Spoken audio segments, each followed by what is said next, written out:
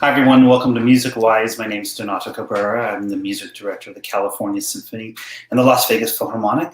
And with me today, we have two emerging composers who are and will become affiliated with both orchestras in one way or another. And I'm so excited to talk about music from now, music today, with two folks who are just wonderful, wonderfully engaging musicians, composers. So please help me welcome via wherever you are in the world, Juan Pablo Contreras. Hi, Juan Pablo.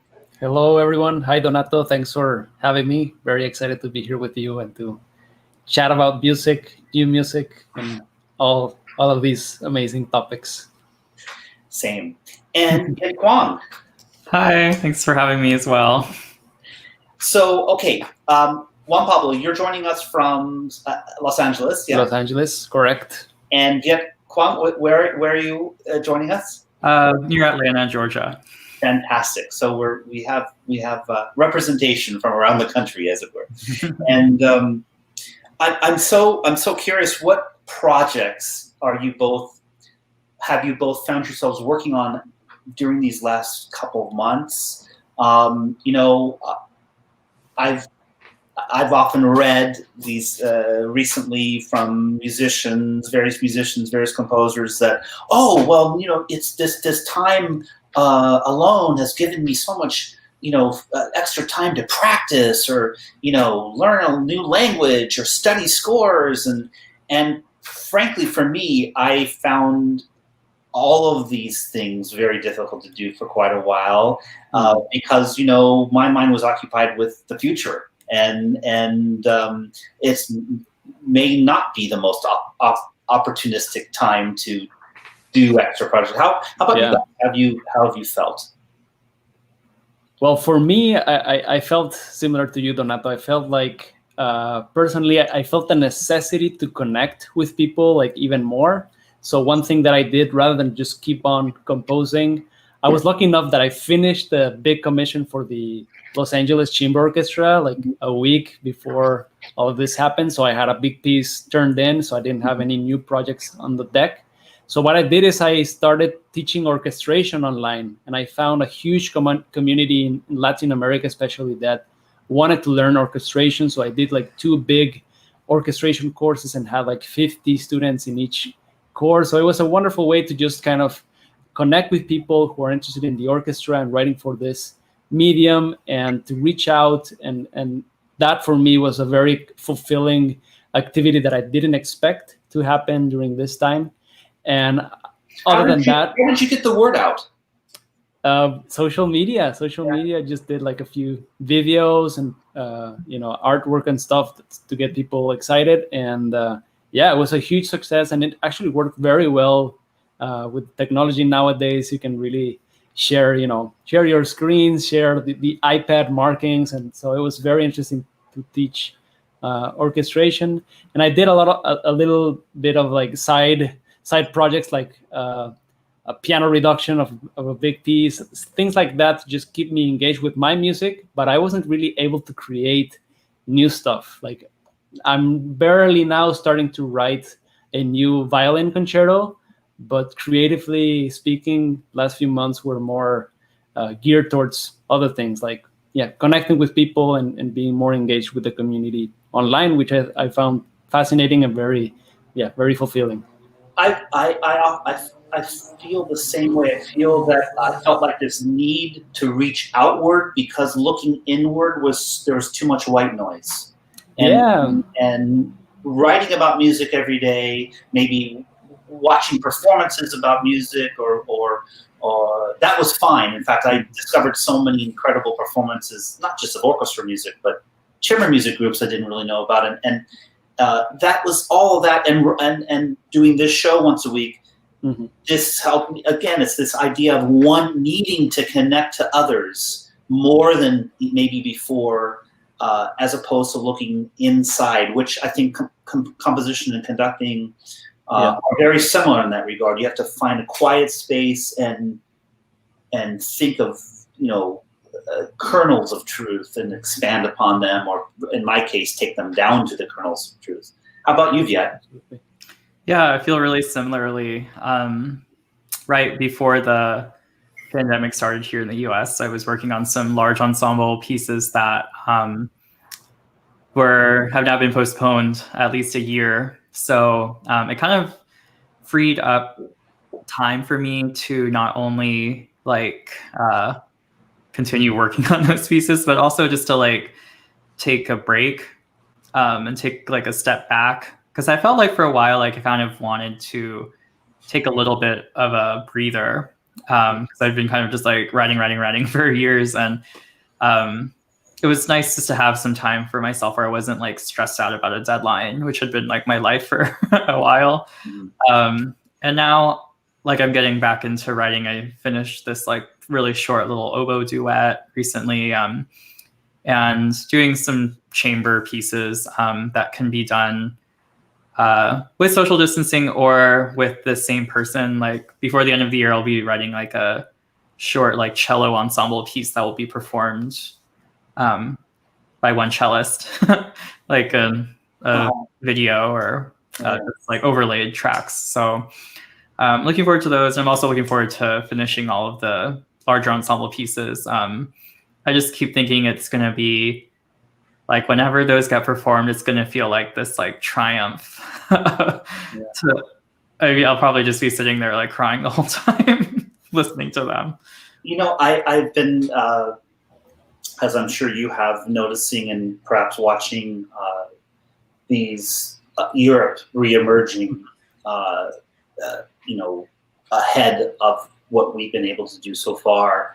And I feel these two sort of disparate emotions. One of just incredible elation, thinking that it's actually possible somewhere that Mahler's Sixth Symphony can be performed live, as it was two weeks ago at the Salzburg Festival at the Vienna Philharmonic, with an audience, and also this incredible sense of frustration that who knows when that will happen again here safely, as it already is happening there.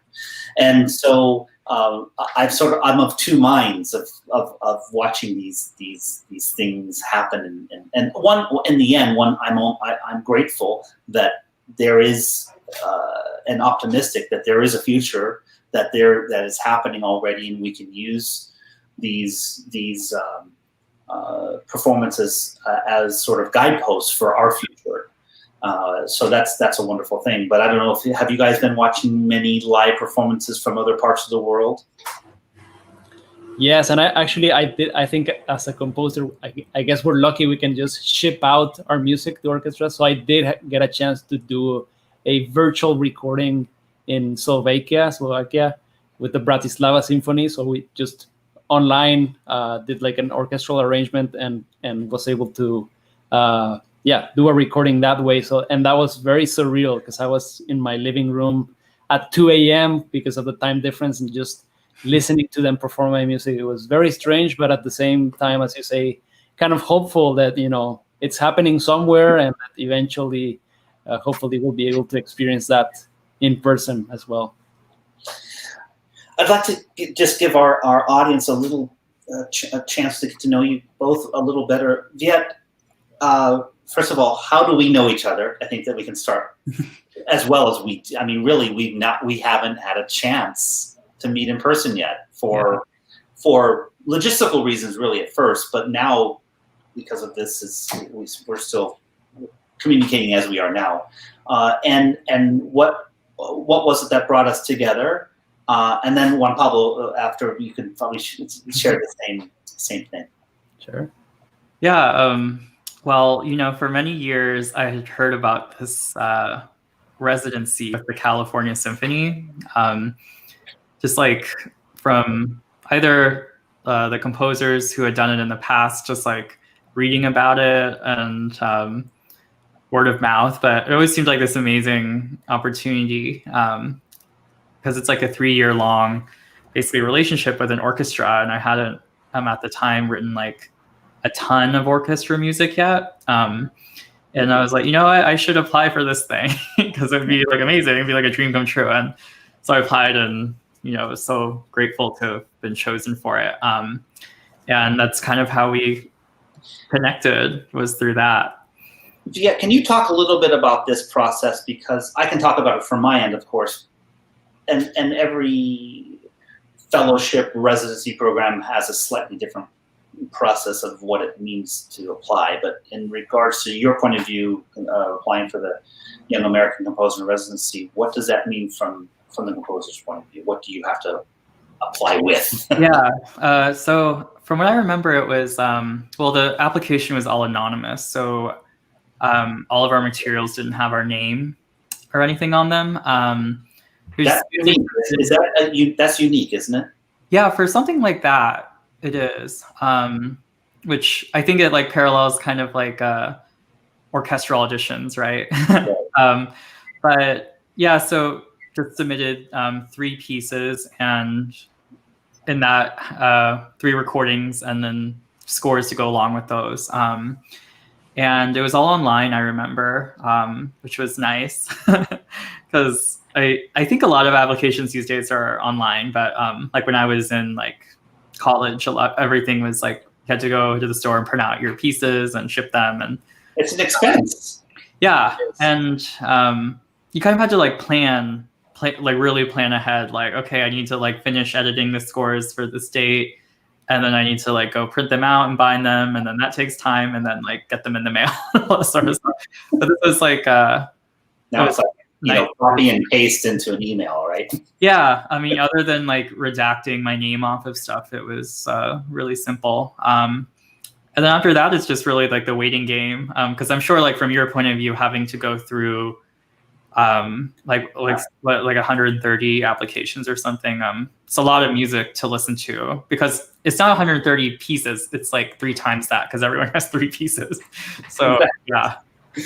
Yeah, I can tell you from my end, when I became music director, we were still doing the old process where everyone had to send in their scores. And we literally had a wall of scores alongside the filing cabinet.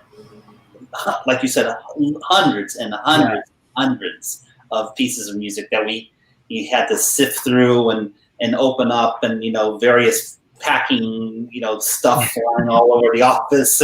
Yeah. And so now it's much more efficient from both sides. How about you, Juan Pablo? How do we come in contact? This is very recent. Yeah.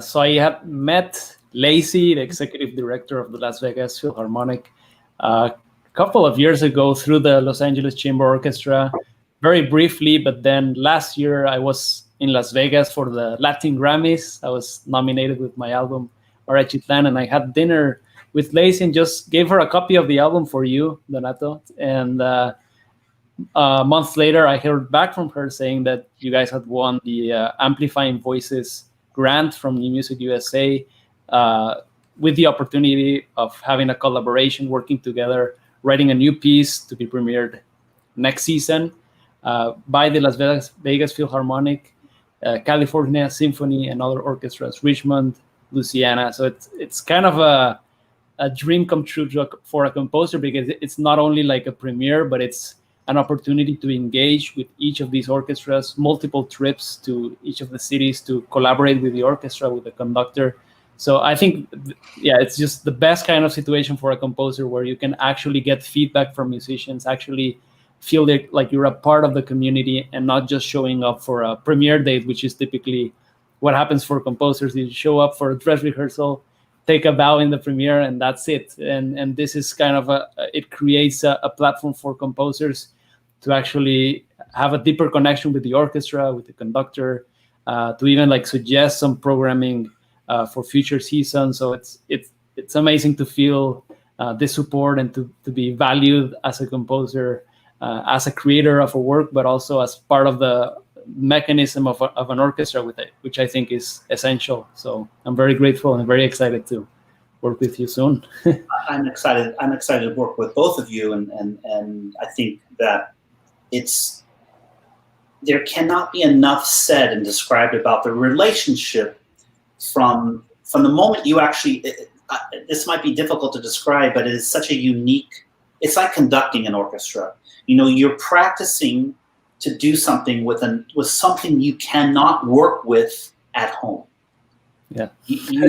You are composing for this multi-voiced ensemble that you sure, we have modern technology, and you have MIDI tracks, and you can not really, but you can kind of approximate the sound of the orchestra on your computer, but it doesn't even come close to what it really sounds like. So you're writing for something at home that you don't really ever hear until hours before it's to be performed, 7 hours before, what have you, and this process must be talk about it. This process of writing for this beast of a thing called an orchestra, and not really having this immediate, constant in touchness with that. I like.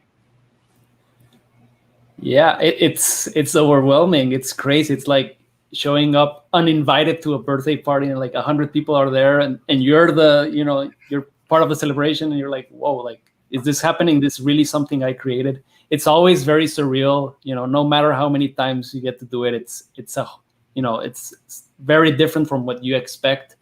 Of course, you learn along the way, what things can and can't work, but it's definitely very, very demanding that you need to write a piece that has legs, that stands on its own, and that can be, put together in a few rehearsals, that no questions asked, like the parts are pristine, so that all of the rehearsals can be spent on making music and not answering, technical questions.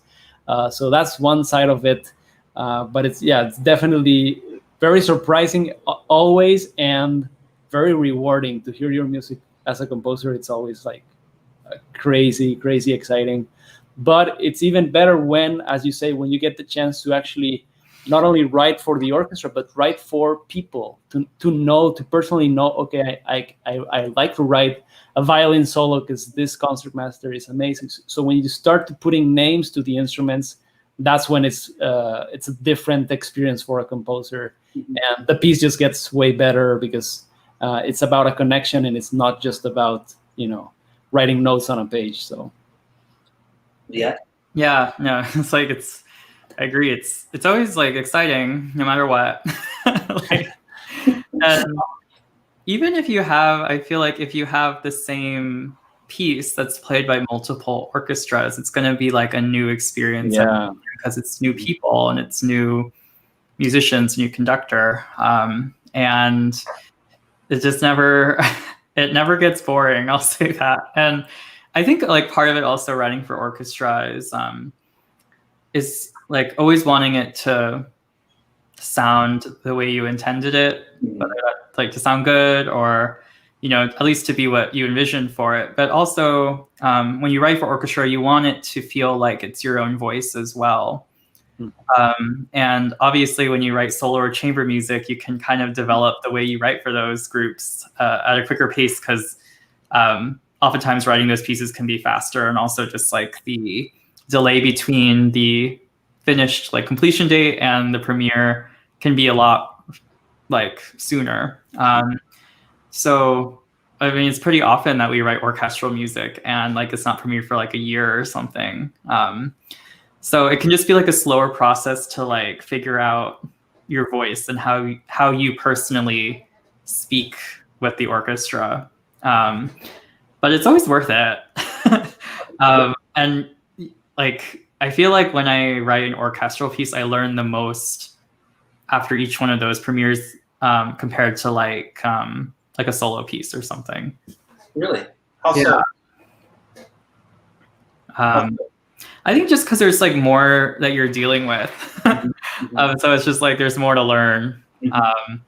As opposed to like when you write like a solo cello piece, you intimately get to know the cello, but then in an orchestra, you intimately get to know the cello, but not just the cello, but like several cellos, and then the string section, and then like on top of that, the winds and the percussion, and it's just it's a lot of like relationship building, and I think the most important thing in a relationship is trust. So like wanting to earn the trust of all the musicians is really important too. Yeah. Are either of you? Of course, you're at the beginning of your career, so you may be different 20 years from now, who knows? But at the moment, do either of you feel that you are tinkerers with your pieces? In other words, you write a piece for an orchestra, you hear it performed, you're like, okay, I'm going to go back and take this part out for the cellos, and I don't like this section anymore.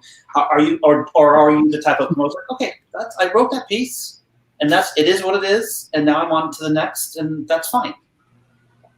Yeah, I'm the second type. I think it would be like a never-ending process if you keep revising, and I think a composition is just like a photograph that someone takes at a specific point in life, and that's what it is. You can't go and Photoshop a picture when you were 6 years old.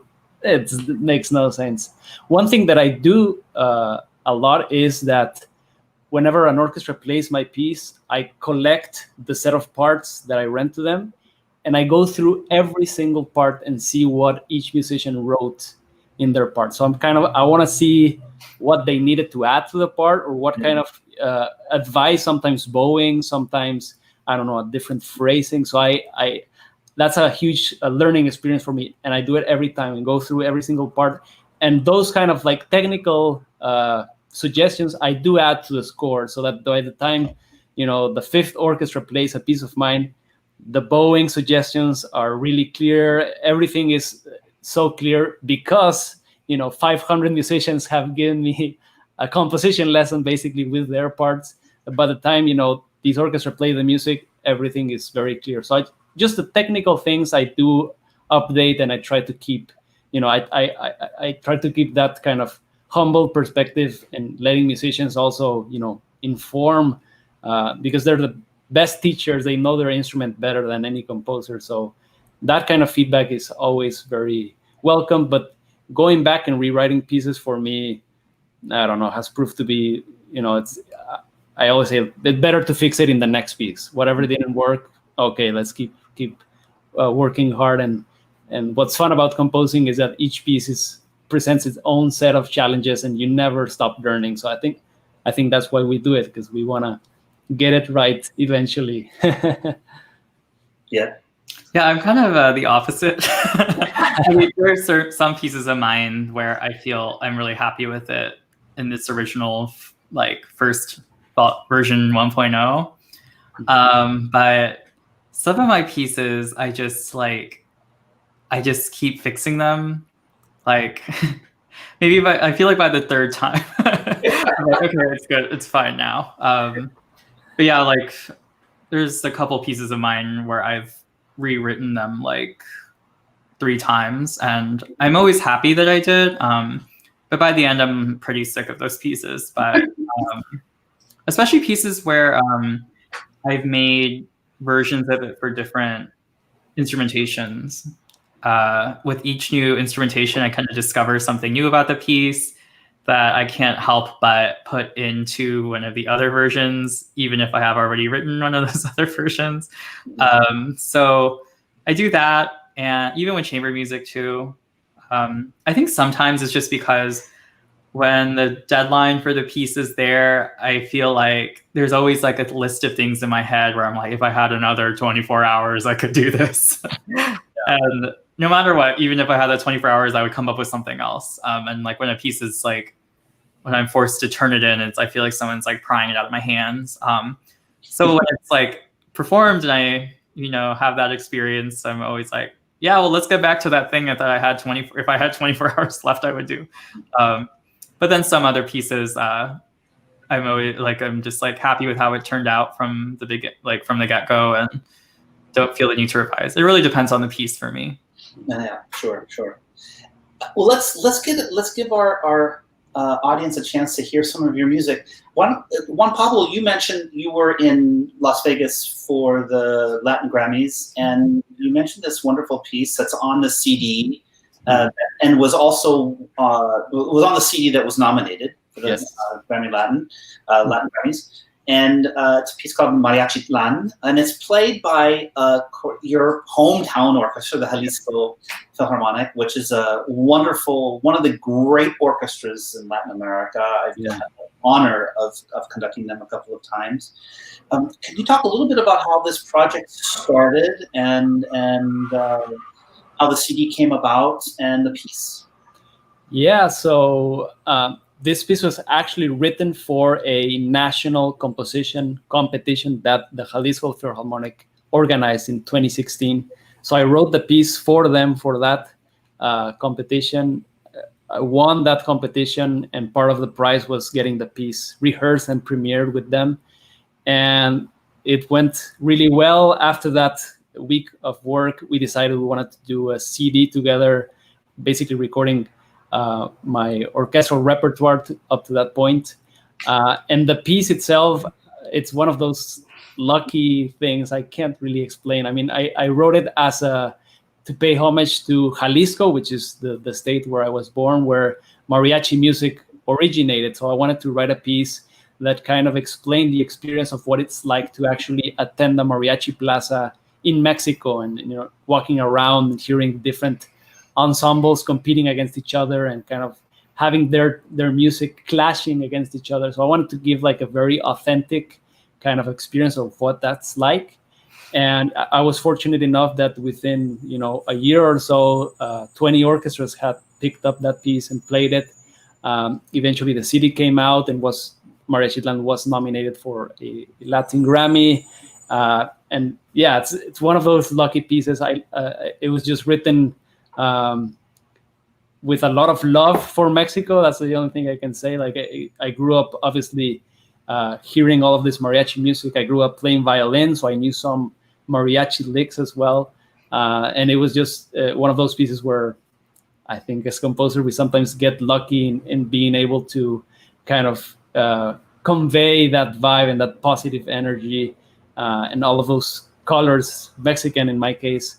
And it's one of my favorite pieces in my catalog, and I'm so happy that so many orchestras want to play it and have played it. And this, to me, the video that we're going to share is one of my favorite presentations, concerts. It happened actually in Los Angeles at the USC Bovard Auditorium. So basically the Jalisco Philharmonic did a tour in the US, and part of that tour included Mariachitlan. Let's listen to it and watch it.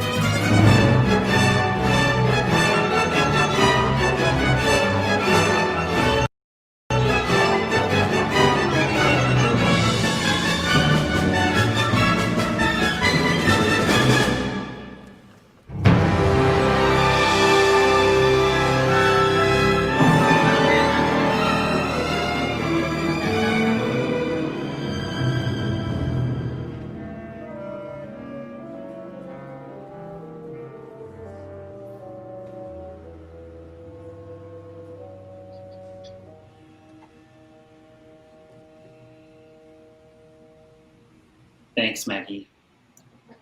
I always, what a great piece. And I always hate stopping something in the middle. It's going on to the next contrasting section because I love being there too. Mm-hmm. I've always been so appreciative of composers who knows, for whatever reason, they decide to incorporate what they've experienced either as in their life as a performer or their heritage, and they bring that story to their music, and they may not even know how immediate it is, or how it gets right to the matter. Mm-hmm. So bravo for that. It's an exciting piece, but I know the piece, and I love the piece, and I love that orchestra too. And Marco Risotto is one of the unsung great conductors in my opinion. Yeah. He's amazing. Absolutely. We have, okay.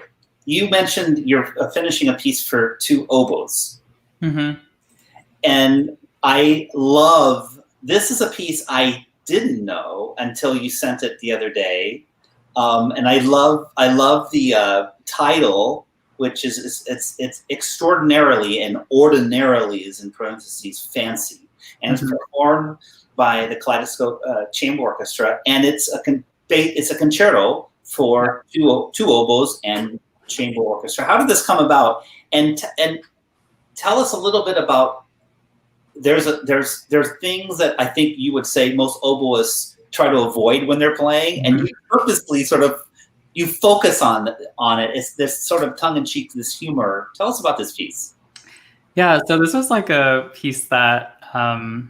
I had worked with the Kaleidoscope Chamber Orchestra before once, and that was a really good experience. And they asked if I wanted to write another piece, and they basically asked, within reason, what is your kind of dream piece to write? And I was like, okay, let me think about it. And then I was like, I want to do a double oboe concerto because it was kind of a Baroque genre. Baroque composers, especially Italian ones, really loved oboes, and the double oboe concerto is a thing that several composers wrote. And I love multiphonics on the oboe. It's basically where you play an incorrect fingering and the note sounds kind of like if you attached an oboe to a guitar distortion pedal.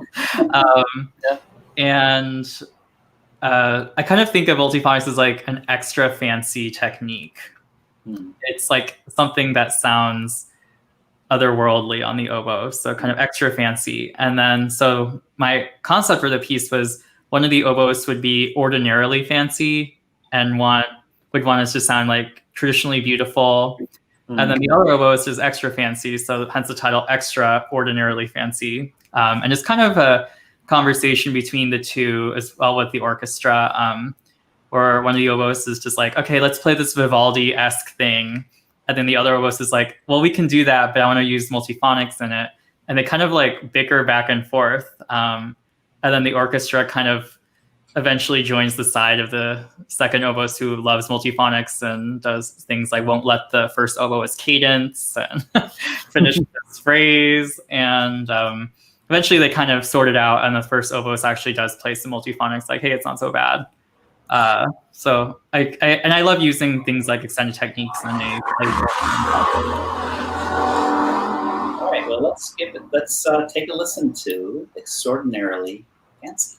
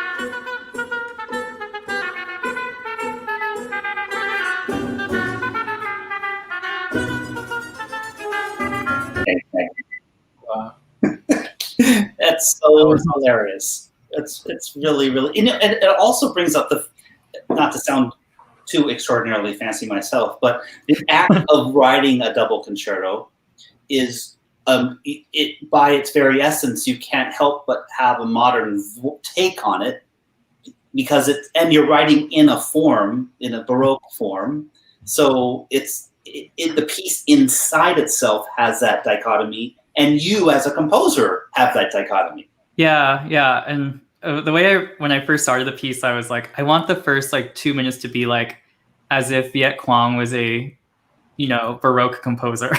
So I actually studied a lot of like Vivaldi, and I don't think it ended up sounding like Vivaldi because it's more chromatic than he tended to be. But basically, like the piece becomes like a theme and variations on the first 2 minutes, and different things get kind of put through like a meat grinder and reconstituted in different ways. But it was really fun to write for that reason, because I got to use like all the music theory that I was like kind of forced to learn in college. So that was a plus too.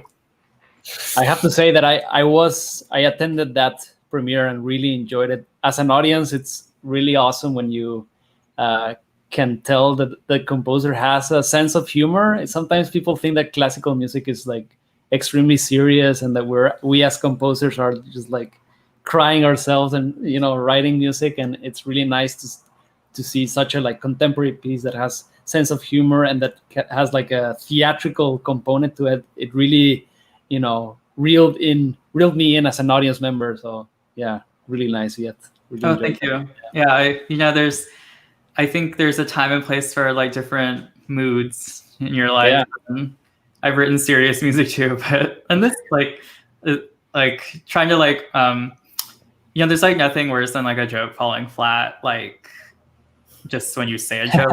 When it's like a musical joke, it's like an extra layer of like, I hope people get it. So most people seem to laugh when I wanted them to. So did you have like or an unintentional joke, like you're like, oh wait, that wasn't supposed to be. Right. Yeah.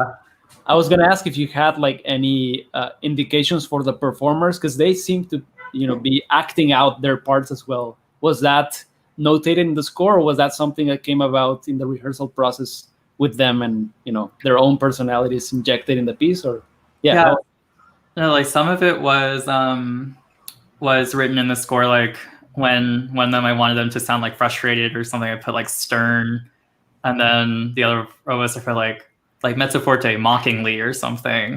Like the last section we just listened to, I wanted it to feel like a lesson, like where there's a metronome going, and one of the oboes is like the teacher, and the other one's like the student who doesn't want to play like what the teacher wants them to play.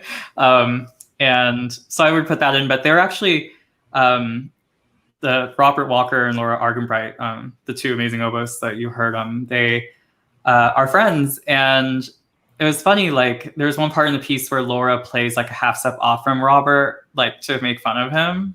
Mm-hmm. And she's like, oh, I actually do that all the time, like when we play like together. So it's like just a lot of it worked so well because they're friends and had played in orchestras together, especially in Kaleidoscope. And it was like there wasn't any ice to break to get them to do, like to really portray the characters.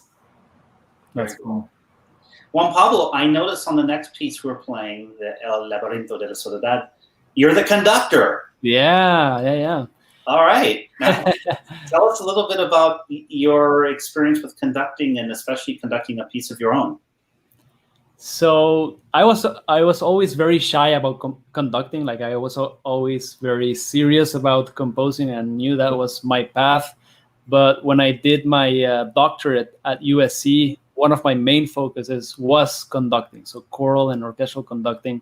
And I just felt it was a necessity. I was in so many situations where sometimes even orchestra conductors telling me like, would you like to conduct your piece? I'd be happy if you do it in the concert. And I was there for rehearsals, and I was like, no, super intimidated.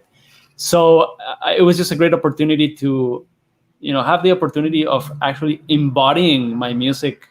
It's something, that we don't get to do too often as composers, is be on the stage simply. And that's a whole different experience of how you feel, the music kind of connecting with your body and how you can communicate that to the players.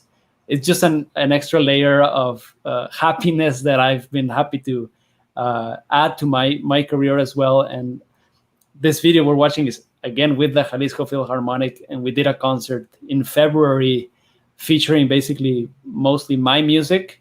So I was able to conduct a lot of my own pieces, and it was just, something I really enjoyed, and it something that I'm looking forward to adding more and more in my music making. I think it's just a different experience. Sometimes when I work with great conductors, it's also such a joy just to learn about their take on my own music. Like, I learned so much about my own compositions by seeing other people put their spin on it. But I guess sometimes it's also nice to come in with an orchestra and communicate exactly what you imagined and make that happen. And so this is an example. This is a piece that I wrote back in 2012. That was my thesis piece for my master's degree at the Manhattan School of Music. And the year after that, it won the BMI William Schumann Prize, which really took my career off, especially in the orchestral world, which is very difficult to kind of be included in as a composer. So I'm very grateful. This was kind of like my first big orchestra piece that had some success. And again, Mexico is ingrained in it, and it's about the struggle, or about finding your own identity as a Mexican person, and kind of allowing both the Spanish heritage and the indigenous heritage to coexist, and how that can happen. And I think classical music is a fantastic medium, because most of the instruments that belong to the orchestra have that European side, but at the same time, a lot of Mexican traditional music uses those instruments. I mean, mariachi, a lot of the folk music, son jarocho, has those instruments. So it's a nice thing that I enjoy combining, and I'm always finding new ways to do so. So this is an example of that. Great, let's listen to it.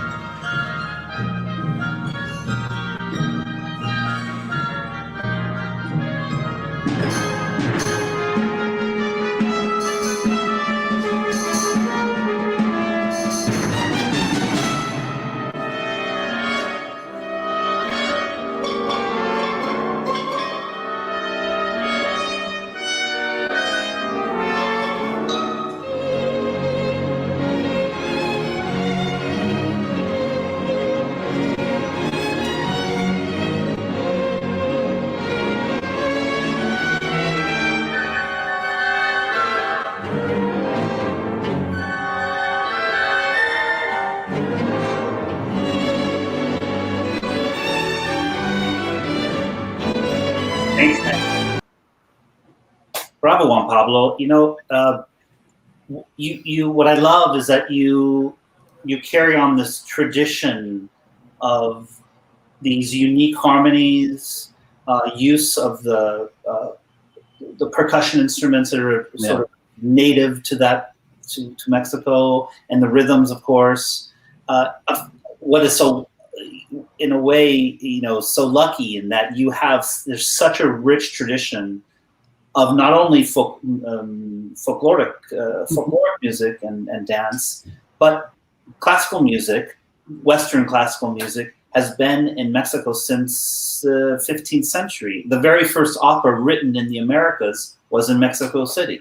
Yeah. In 1903 by a Mexican-born musician. So this could be a whole other how a modern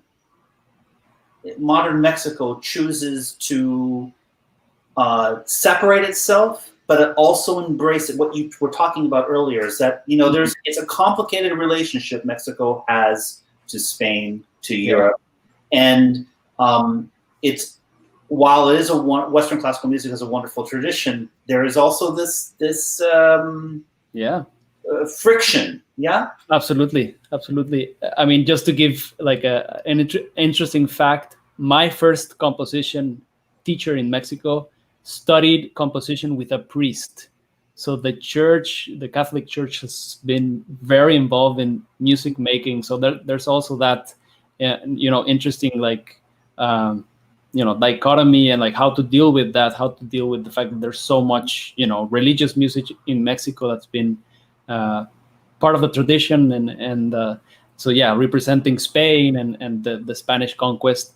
And I think part of my mission as a composer has been through my music to explore that relationship, and that, you know, try to answer sometimes with music like what I think is Mexico, and that's been very interesting to me. And I think every piece that I write, I try to have a different take on that same question, like what is Mexico and what is classical Mexican music? Like that's something I've been trying to answer, and I love that opportunity, especially with the orchestra. I think you can really address that concept of identity, and also to not only ask the tough questions, but also, as you've seen, I love also like celebrating the rich traditions of Mexico, and to allow people to also appreciate that side of Mexico that is, in my opinion, really beautiful, and that sometimes doesn't get as much media attention maybe. And so there's a little bit of both in my music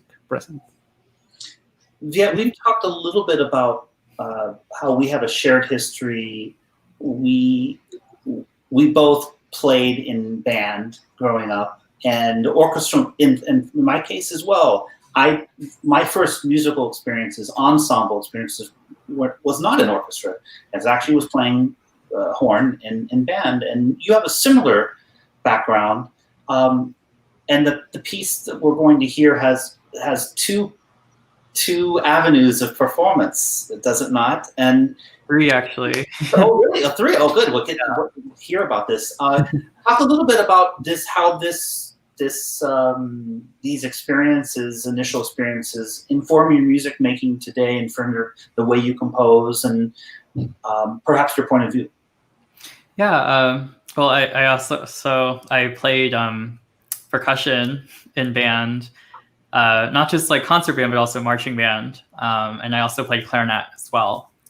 And I remember like growing up, I kind of, before I found music, I felt kind of like adrift in a way. Like I was never like into sports like a lot of the other kids, and it was like hard for me to find like what my niche was. But then when I joined band, it was like just like as if, you know, I had found this thing that I had been looking for my whole life. And like just in terms of like my social life, like I had friends and everything, and it was just such a positive thing for me. And so because of that, I still write for wind ensemble.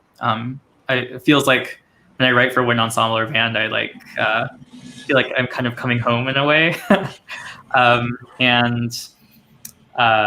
So oftentimes when I have pieces that are either chamber pieces or orchestral pieces, I kind of will use material from them and turn them into band pieces, or I'll just like make an like adaptation for a band. And this piece that we're going to look at next, it has versions for both chamber orchestra and orchestra, but also a wind ensemble version. So, and it's like this is one of the pieces that I revised, like by virtue of making different versions. It was like each one felt like a new revision. And when I wrote the chamber orchestra version first, and then the full orchestra version.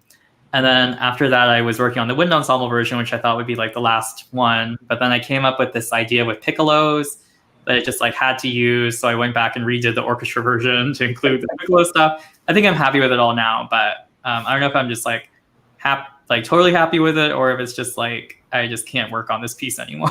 But I was really happy with like the last performance of the orchestra version. So, and that's the one we're going to hear. Yes, with Curtis Symphony.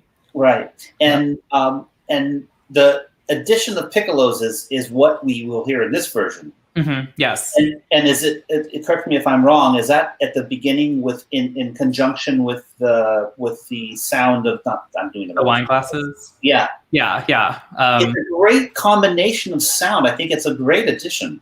Oh, thanks. Yeah, it was like in the first movement. It's a percussion quartet concerto, and you'll see the percussion quartet toasting wine glasses that are amplified, and in the orchestral palette, I was trying to figure out what could sound like an orchestra like within a wine glass. So there are these high glassy got it, string harmonics, and there's this really high tinkly piano and percussion writing, the orchestral percussion playing xylophone and marimba vibraphone, because kind of when you toast wine glass, there's like that like clicking sort of sound of glass kind of making impact. And then the piccolos kind of exist within that high register as well, and they have kind of a more brittle sound than a flute normally does. So kind of all together, it's like a crystal glass like orchestral sound to me. It's so effective. Let's take a listen. This is called Renewal. Yes.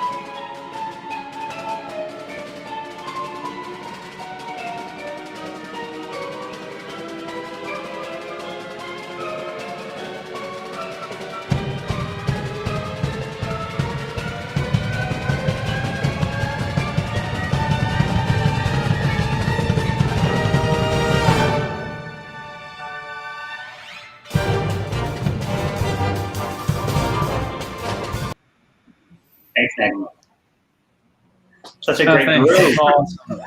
Amazing. But and we were mentioning this before we started the show, that you came up with all of the ideas for the camera angles. Yeah, I looked into like GoPro 360s, which are like, they're like tiny little cameras that you can put on like your head, your car, you can hang them. And so they give you basically a full 360 like image of everything. There's a really cool video of like a GoPro video of like snowboarders, where you can basically move the camera to wherever you want on YouTube. And so basically, like, I just had this footage, and like I had an angle of the ceiling, of the snare drum, of all of them, and you can kind of set coordinates for like, at this point, like start here, and then like over time, over 30 seconds, rotate to this coordinate. Amazing. It's really fun. What is interesting, of course, is if you were to just listen to the piece, which is fun in and of itself, of course, you miss another really important aspect of it, which is these rhythms that are created are being shared and created by the four percussionists. So it's not just one person playing the snare drum. Yeah. Which you might get that impression if you were just listening to it. It's actually all four of them creating that composite rhythm together. Yeah. And also when you are hearing are they tuned? Yeah. They're so Water, when you're hearing the tuned wine glasses and champagne glasses, you may just think it's just people, just two folks, but they're actually they have a pattern that they're doing as well, which is must be so incredibly, first of all, amazing to learn. Percussion quartet, but also just to watch them do it, it's beautiful. Oh, thanks. Yeah, and like all of this, like what you're saying about them kind of working as one, I always wanted them to feel like as if they are one soloist, even though they're a quartet. I didn't want to write a concerto where like each of them had like their station on stage. Like there are stations in the piece, but they move together. And the reason for that was because the piece, like renewal, it's about renewable energy. So the first movement's water, second movement's hydro, last movement's solar. But I think of something like renewable energy as like this amazing feat of, humans like working together. And the idea of the quartet working together in such a synergistic way is that kind of symbolizes like all the people who are working together to try to make the earth like a better place. So it applies not just to renewable energy, but really a lot of things that where you think like, wow, like the cooperation that was involved in creating this thing. And like kind of music in general is like that, especially orchestral music. So many people who are part of this one goal and vision for something. Amazing. We didn't see the end, but the end is what I appreciated. Would require the conductor to really to buckle down and learn. Is that it's, again, if you were to just hear it, you would hear this continual groove, but the bass player in the orchestra has this sort of jagged walking bass sort of thing happening at the end. And it's actually, I noticed, without looking at the score in front of me, it's very complicated mixed meter. And so Sarah, who's a good friend of mine, I was so appreciative of her, because at the end, she's just like, and yet if you were to just hear it, you wouldn't necessarily know that was happening.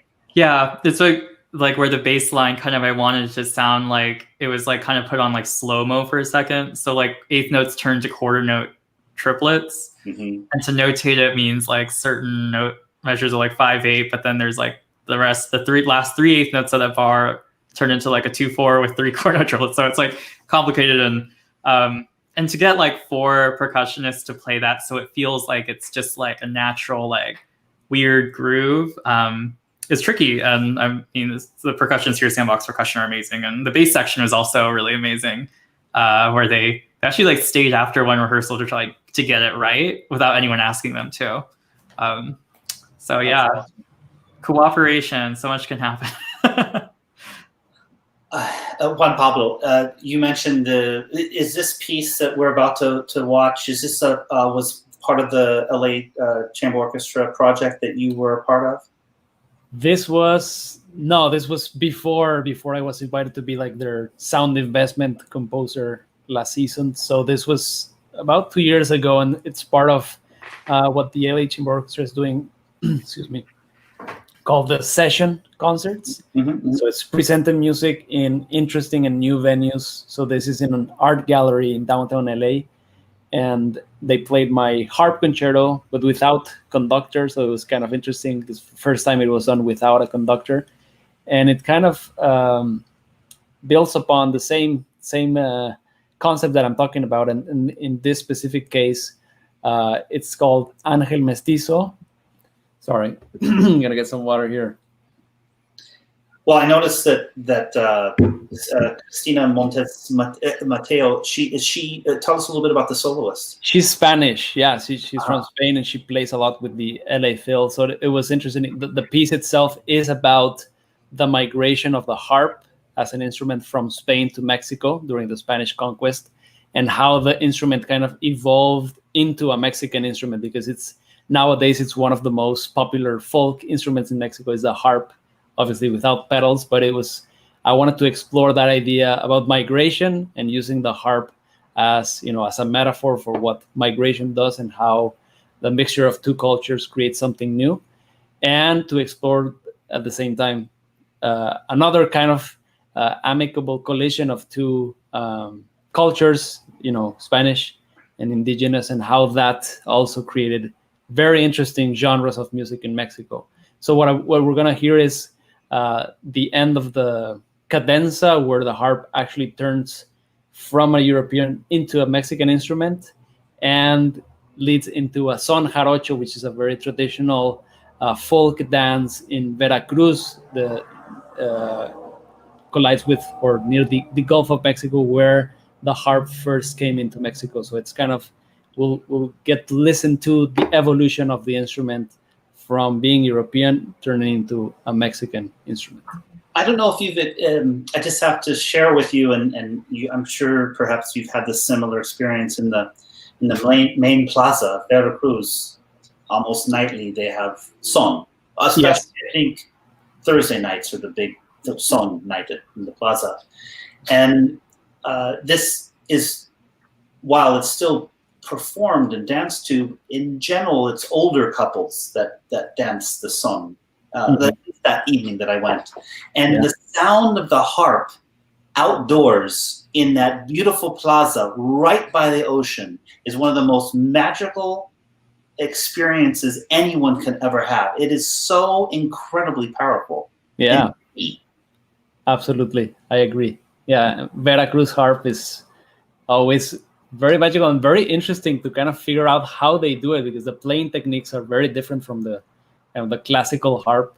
So part of the work that went into writing this piece was to try to figure out how I could make a classical harp sound as a Mexican one. And so you'll get to hear a little bit of that as well. Great. So this is Ángel Mestizo.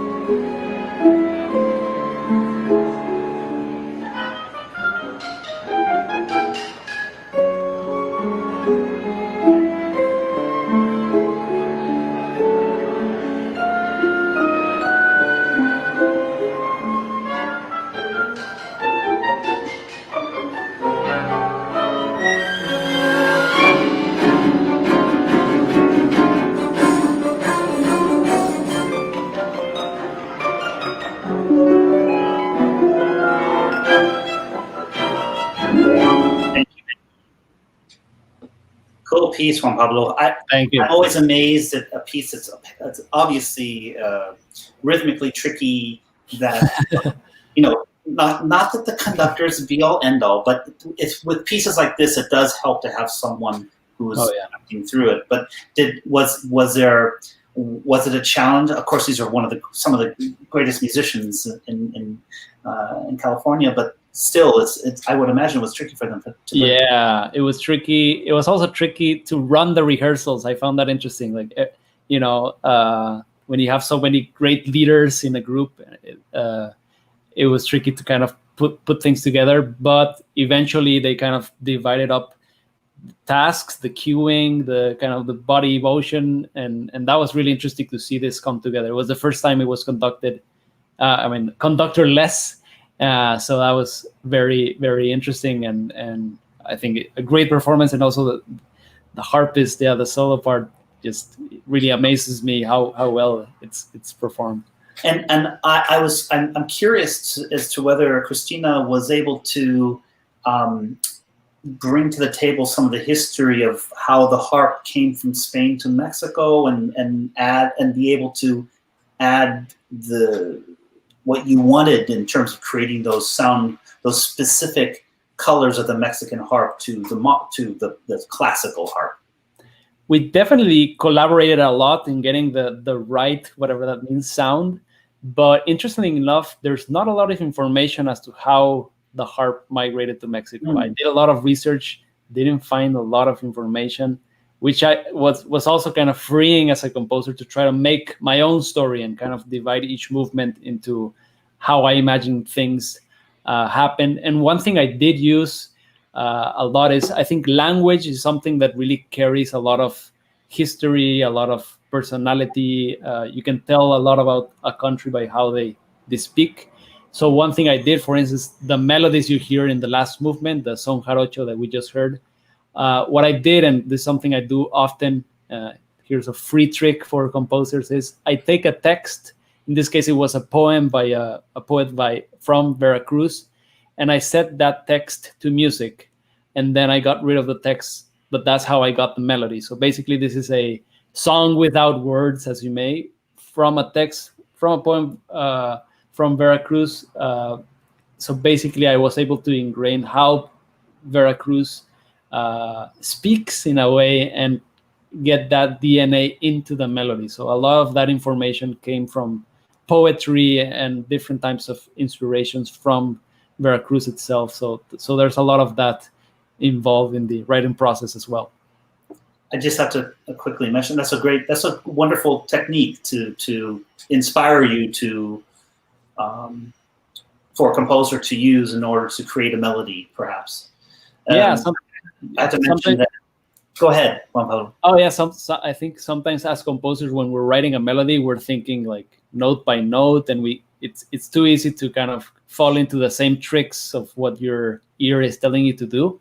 Mm-hmm. But when you have a text and there's actually syllables that you have set to notes, sometimes what happens is you think the melody is complete, but then you have an extra 1 or 2 syllables, and it takes you to a place that's so unexpected. And I think I found that to be such an inspiration.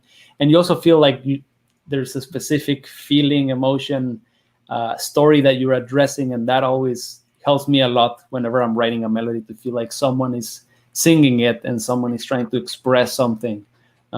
So yeah, that's the case of this last movement, Son Jarocho. I should try that. Yeah, it's a good idea, isn't it? Yeah.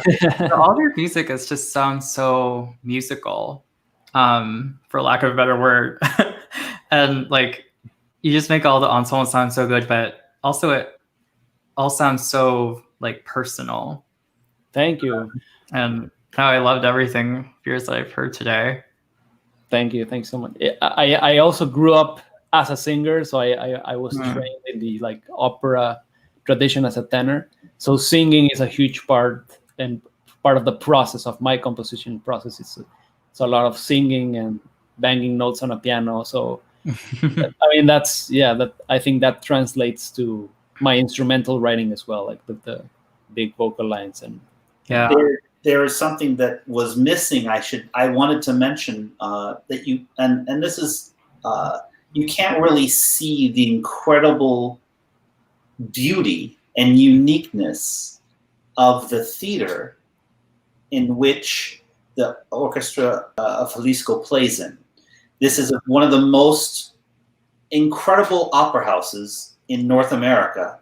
And unfortunately, the shell that's put up on this beautifully ornate opera house doesn't give it justice. But can you talk a little bit about walking? I will never forget walking into that opera house for the first time from the stage and looking out and imagining what amazing performances must have happened on this stage over the years.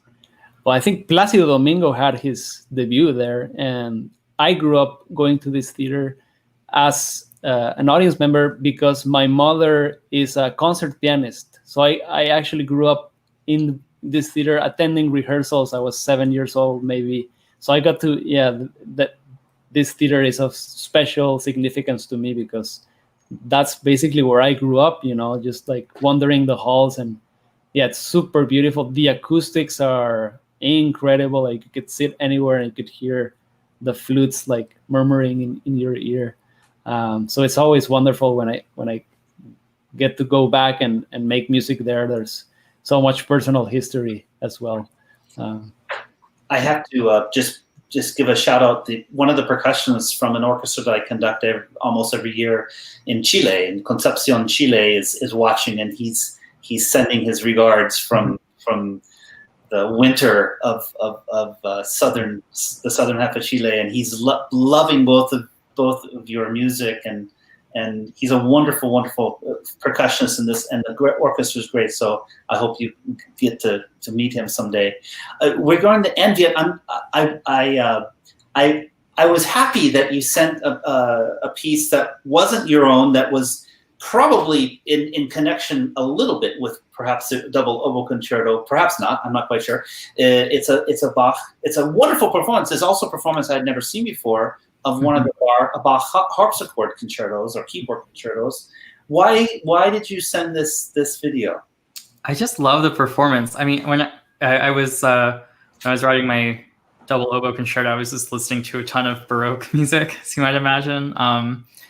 And I just came across this performance with Jean Rondeau playing the harpsichord, and that was my first time seeing him play. And he's just like quickly become one of my favorite performers today. He has a bunch of videos of himself playing like solo pieces. I'm a big Domenico Scarlatti fan, and he has an amazing recording of this A minor harpsichord concerto that I've loved for many years. And it's just like a performance where everything is speaking to everything else, and I just love it. And the piece is like one of my favorite pieces, not just by Bach, but like just one of my favorite pieces, period. Mine as well. One of those pieces where like when I listen to it, I'm like, man, why do I try? I think one of the most magical things that happens in the world is great harpsichord playing, because there are no dynamics, except for if you have a double manual, you can have the one manual softer than the other or slightly different sound than the other. But there's no way to control the type of sound that you want. As opposed to a piano, you can make it hard, you can make it soft, you can make it loud, you can make it soft, and all the gradients in between. But a harpsichord is a plucked string, period. And yet a great harpsichordist like Jean Rondeau can create the most amazing things out of timing, out of how you play one note in front of the other, or vice versa. And this, I'm so glad you shared this, because we get to witness one of the most magical things that happens in life, which is great harpsichord playing. Yes. And I just also love the sound of the harpsichord. Oh, yeah. Like one of my dream pieces is to write like a harpsichord concerto. But yeah, it's like when you watch this performance, it seems as if it's not a harpsichord. Like it's so musical, and there's so much happening where you would I wouldn't believe if someone told me, if I had no idea how a harpsichord worked, I wouldn't believe that there was no dynamics like at a harpsichord. So, but yeah. Here it is.